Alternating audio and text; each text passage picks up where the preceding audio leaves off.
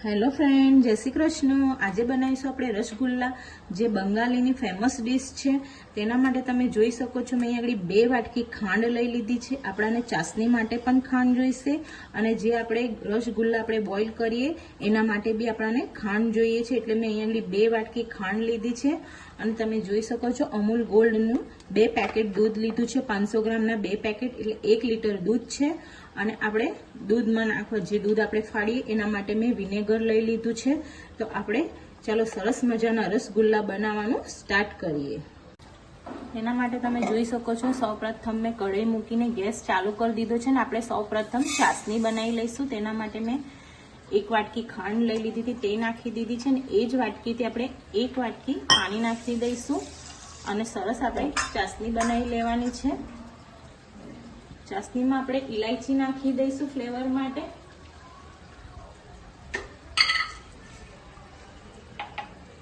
તમે જોઈ શકો છો મેં 2 ઇલાયચી લઈ લીધી છે અને આપણે આ રીતના છોલીને નાખી દેવાનું છે। તમે ચાહો તો વાટીને પણ નાખી શકો છો, પણ હું અહીં આગળ છોલીને આખી જ નાખી દઉં છું। આનો ફ્લેવર આપણે ચાસણીમાં આવી જશે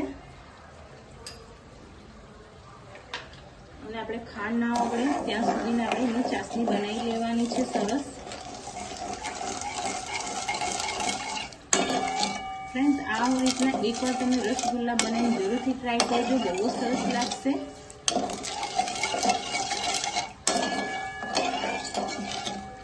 આપણે એક ટાણું ચાસણી કરી લઈશું, આપણે બહુ નથી ઉકાળવાનું અને બસ આપણી ખાંડ ઓગળી જાય ત્યાં સુધી સરસ ઉકાળી લેવાનું છે।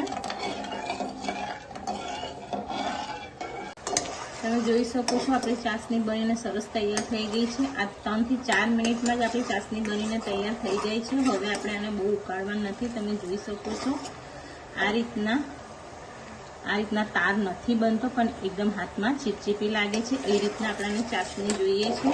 હવે ગેસને બંધ કરી દઈશું ને અને એક વાટકામાં આપણે કાઢી લઈએ આ રીતના।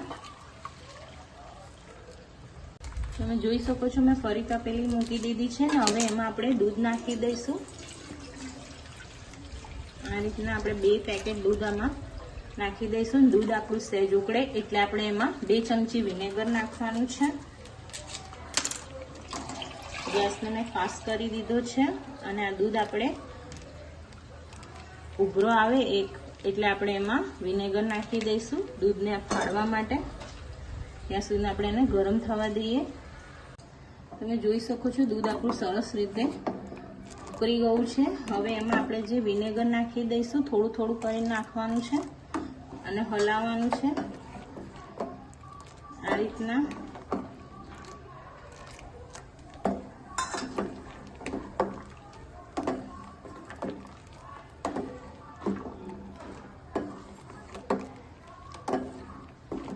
તમે જોઈ શકો છો થોડી જ વારમાં આપણું દૂધ સરસ ફાટી જશે।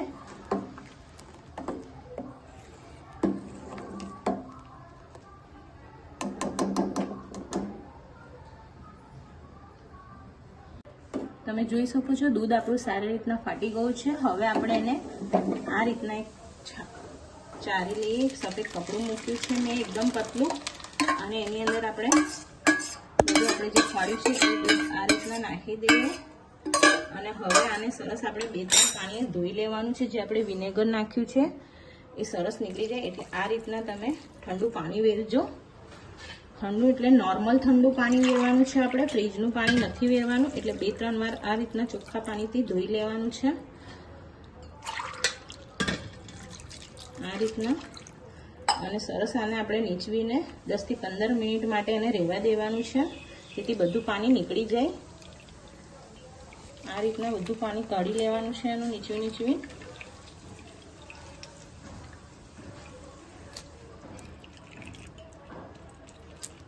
અને આને આપણે 10 થી 15 મિનિટ સુધી આ જ રીતના રહેવા દેવાનું છે, જેથી આપણે બધું પાણી નીકળી જાય।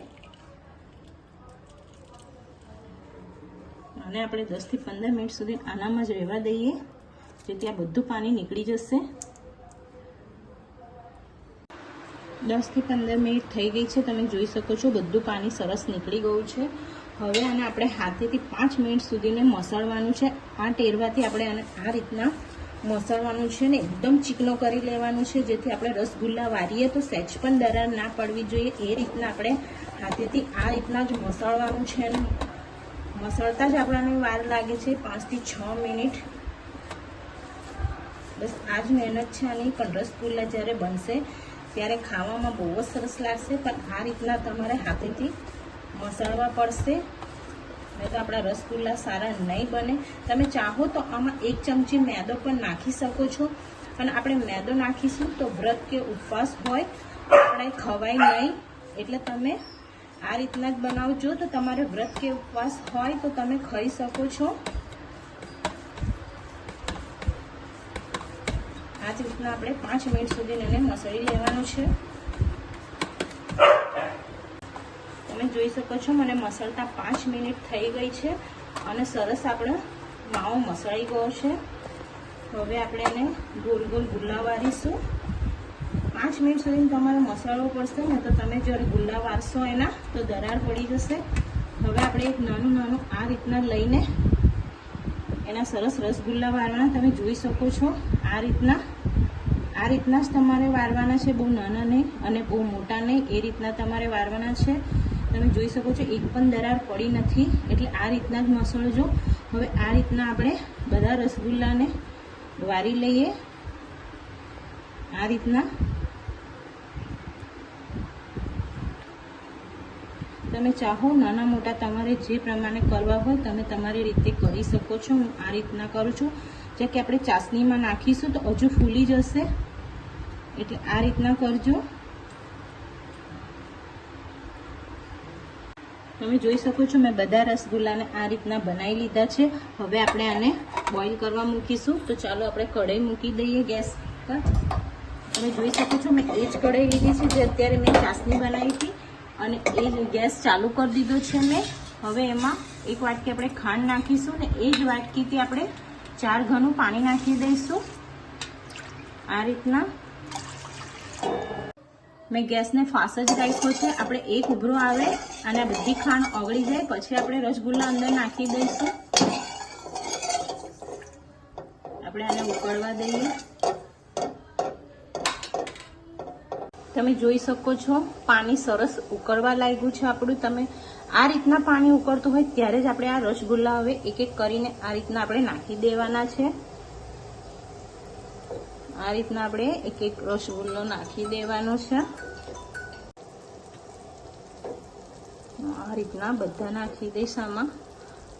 અને આપણે ફાસ્ટ ગેસ પર 3 મિનિટ અને મીડિયમ ગેસ પર આને 10 મિનિટ સુધીને રહેવા દેવાના છે. કુલ 13 થી 15 મિનિટ સુધી આપણાને થશે. અને હવે આપણે આને ઢાંકી દઈશું. ફાસ્ટ ગેસ જ મેં રાખ્યો છે, આને આપણે હલાવવાનું નથી. જ્યારે થઈ જશે આ રસગુલ્લા તો એની જાતે ઉપર બધા આવી જશે.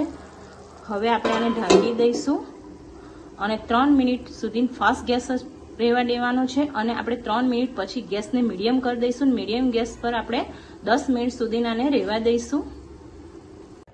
તમે જોઈ શકો છો ફ્રેન્ડ્સ આપણા રસગુલ્લા બનીને તૈયાર થઈ ગયો છે. સોરી ફ્રેન્ડ્સ, એક મારો વિડીયો સ્કીપ થઈ ગયો છે.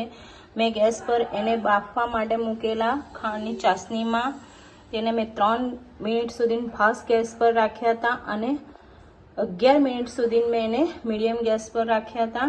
અને મેં ગેસને બંધ કરીને જે આપણે પહેલાં ચાસણી બનાવી હતી એમાં ડુબાડી રાખ્યા છે. 10 મિનિટ સુધી સરસ આપણી ચાસણી રસગુલ્લામાં એક્ઝોસ્ટ થઈ ગઈ છે. તમે જોઈ શકો છો બહુ જ સરસ ને એકદમ જ્યુસી થયા છે. તમે આ જ રીતના બનાવશો તો તમારા રસગુલ્લા એકદમ સરસ બનશે. ફ્રેન્ડ્સ, જો તમને મારી રેસીપી ગમતી હોય તો મને કમેન્ટ બોક્સમાં જરૂરથી કહેજો કે તમને મારી રેસીપી કેવી લાગે છે. અને જો તમને મારી રેસીપી ગમતી હોય તો મારા વિડીયોને લાઇક કરીને મારી ચેનલને સબસ્ક્રાઇબ કરી લેજો અને તમારા ફ્રેન્ડ સાથે શેર કરજો. ફરી મળીશું એક નવા વિડીયો સાથે. ત્યાં સુધીને જય શ્રી કૃષ્ણ.